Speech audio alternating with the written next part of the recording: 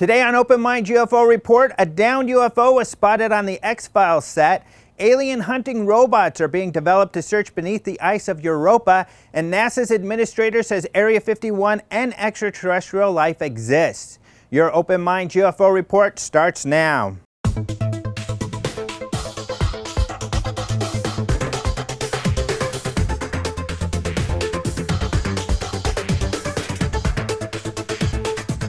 Hello and welcome to Open Minds UFO Report. My name is Alejandro Rojas. The X-Files is coming back to television, much to the delight of UFO enthusiasts everywhere. In March, it was announced that the series would return with a miniseries to premiere in January 2016. Chris Carter is back as the X-Files executive producer and writer, along with stars David Duchovny and Gillian Anderson as the intrepid FBI agents Fox Mulder and Dana Scully. Filming is underway right now in British Columbia, and a recent sneak peek at the set revealed a downed UFO. Photos of the crashed saucer appeared June 10th on Gareth M. Smart's Facebook page. The photo was shot in Ashcroft, British Columbia, where the filming for the new miniseries is taking place. The original show left an unresolved plotline where Mulder learned of an alien invasion set for December 22, 2012. This recent picture apparently removes any doubts as to whether aliens will be returning to the show. Or does it? The X-Files was the longest-running science fiction series in U.S. history. Its return is certainly exciting news. NASA has approved its mission to hunt for signs of extraterrestrial life on Jupiter's moon Europa. While this first mission is a probe, other projects are well underway to develop robots that will drill through the moon's icy surface and explore the vast alien oceans below. Evidence that Europa has an ocean below its frozen crust was discovered during the Galileo mission in the late 1990s.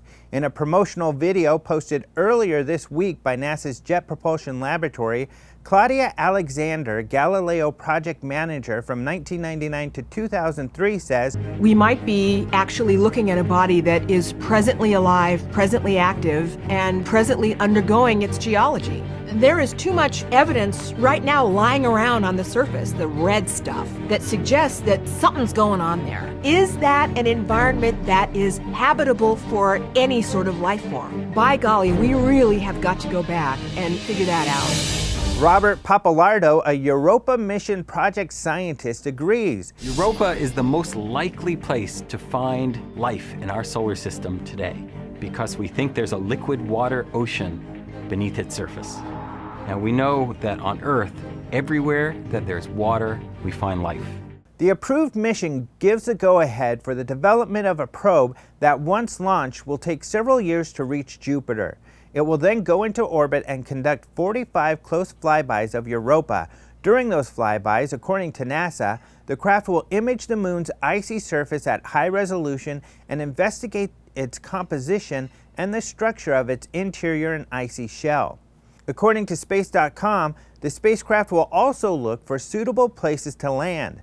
Louise Proctor, a planetary scientist at Johns Hopkins University Applied Physics Laboratory and pre-project deputy scientist for the mission, told Space.com, "Assuming Europa is found to be potentially habitable, the next mission that follows may be able to land and perhaps try to get beneath the ice. In order to do that, NASA would need to develop a cryobot, which is a robot that can penetrate ice, and a hydrobot, a robot that can maneuver in the water. The robots would have to be tough and sophisticated. The icy crust of Europa is between 12 and 19 miles thick. A company called Stone Aerospace has a NASA-funded cryobot project that is already underway. Their cryobot is named Valkyrie, which stands for Very Deep Autonomous Laser-Powered Kilowatt-Class Yo-Yoing Robotic Ice Explorer, and is funded by NASA's Astrobiology, Science and Technology for Exploring Planets program. Valkyrie uses lasers to heat the ice and melt its way through.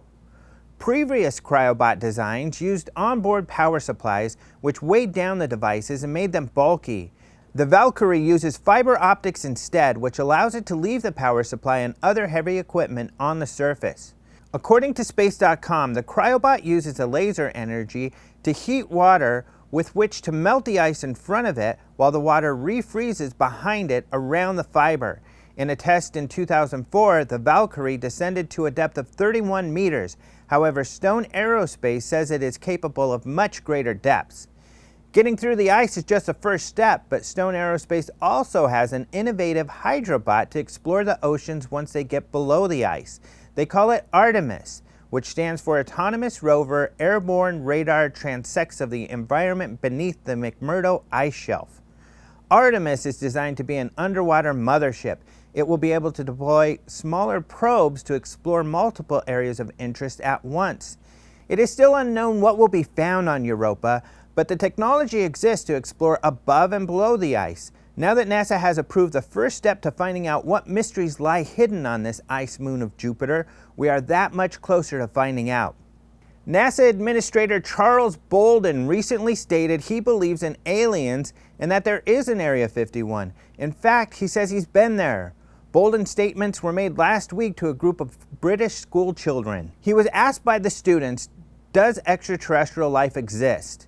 Bolden said he was certain scientists would someday make the discovery of life outside of Earth because many Earth-like planets have now been found. The Telegraph reports Carmen Deering, age 10, asked Bolden if he believed in aliens. Bolden responded, "I do believe that we will someday find other forms of life or a form of life, if not in our solar system, then in some of the other solar systems, the billions of solar systems in the universe." Bolden's second revelation was that Area 51 does exist, but he says there aren't any aliens there. "There is an Area 51, he said. It's not what many people think. I've been to a place called that, but it's a normal research and development place. I never saw any aliens or alien spacecraft or anything when I went there. I think because of the secrecy of the aeronautics research that goes on there, it's ripe for people to talk about aliens being there."